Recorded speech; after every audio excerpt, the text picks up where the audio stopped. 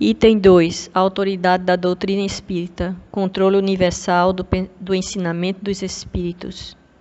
Continuação.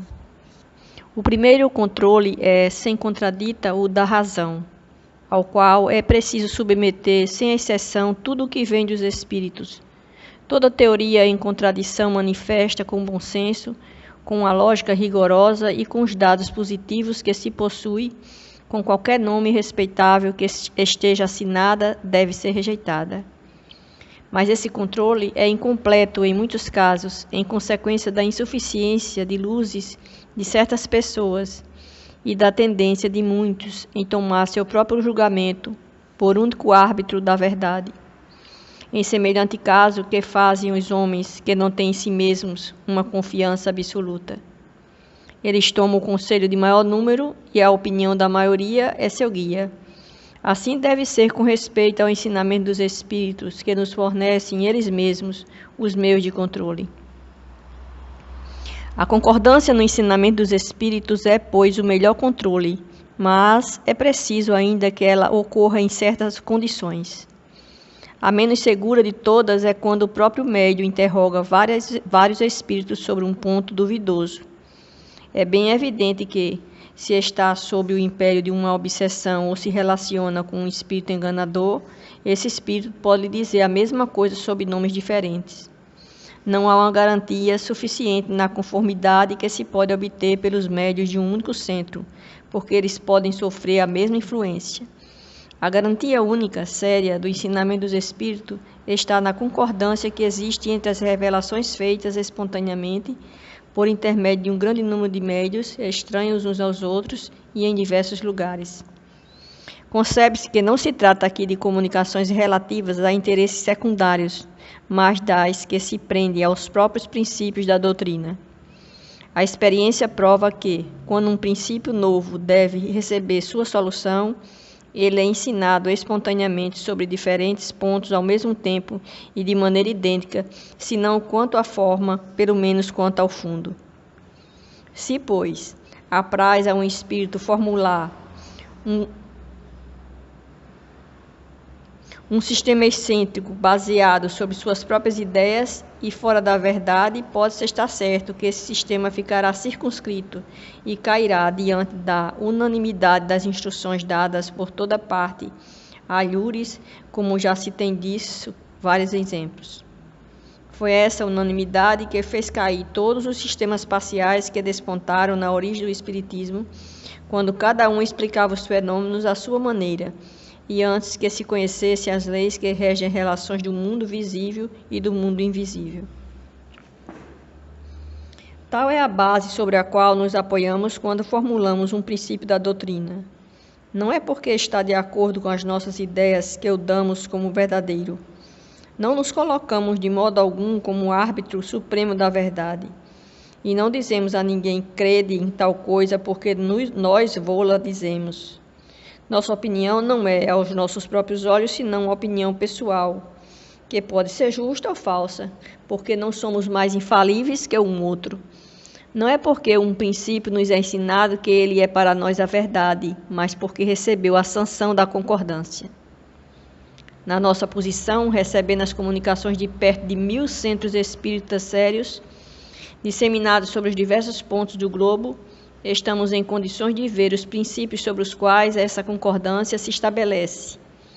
É esta observação que nos tem guiado até hoje, e é igualmente a que nos guiará nos novos campos a que o Espiritismo está chamado a explorar.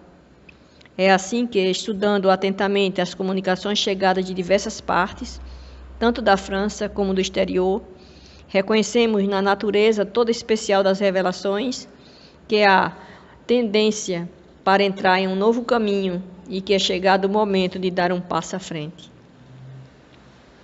Essas revelações, por vezes feitas com palavras veladas, frequentemente passaram desapercebidas para muitos daqueles que as obtiveram.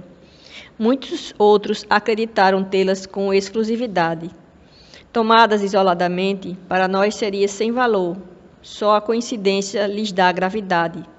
Depois, quando é chegado o momento de liberá-las, À luz da publicidade, cada um então se lembra de ter recebido instruções no mesmo sentido. É este o movimento geral que observamos, que estudamos com a assistência dos nossos guias espirituais e que nos ajuda a julgar da oportunidade para fazermos uma coisa ou dela nos abstermos. Esse controle universal é uma garantia para a unidade futura do Espiritismo e anulará todas as teorias contraditórias. É nele que, no futuro, se procurará o critério da verdade. O que fez o sucesso da doutrina formulada em um livro dos Espíritos e em um livro dos Médiuns foi que, por toda parte, cada um pôde receber diretamente dos Espíritos a confirmação do que eles contêm. Se de todas as partes os Espíritos tivessem vindo contradizê-los, esses livros teriam, depois de tanto tempo, suportado a sorte de todas as concepções fantásticas. O próprio apoio da imprensa não os teria salvo do naufrágio, ao passo que, privados desse apoio, não tiveram um caminho menos rápido, porque tiveram o apoio dos Espíritos, cuja boa vontade compensou, em muito, a má vontade dos homens. Assim o será com todas as ideias emanadas dos Espíritos ou de homens que não puderam suportar a prova desse controle, do qual ninguém pode contestar o poder. Suponhamos, pois, que alegrasse a certos espíritos ditar sobre um título qualquer um livro em sentido contrário.